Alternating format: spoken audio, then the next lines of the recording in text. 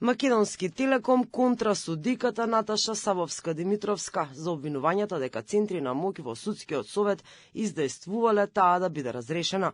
Од компанијата вела дека судскиот совет констатирал нејзино незаконско постапување и поради тоа било алармирано и обвинителството.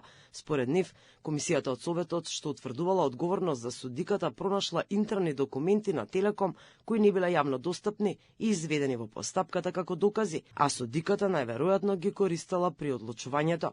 Како што велат врз основа на тие материјали, апелациониот суд Скопје е преиначил одлуката на првостепениот суд, со тоа на компанијата Фокуснет, која имала блокирани сметки повеќе од 23 години и немала вработени и била досудена оштета од речиси 4 милиони евра.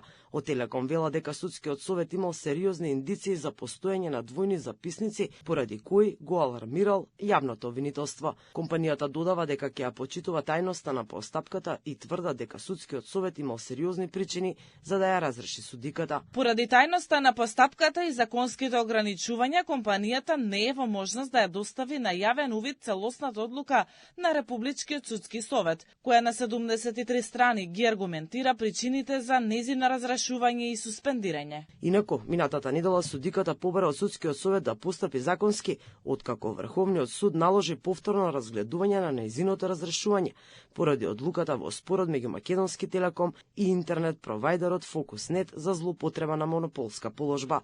Таа ги отфрла тврдењата за двоен записник како шпекулации и обвинува дека судскиот совет одлучувал под влијание и со судерни интереси, откако дел од медиумите објавија за наводни нејзини злоупотреби и притисоци.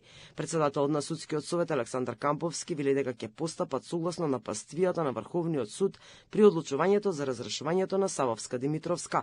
Јавното обвинителство води предистрага за целиот предмет. Спорот меѓу штипскиот интернет провајдер и Телеком е стар повеќе од 2 децении.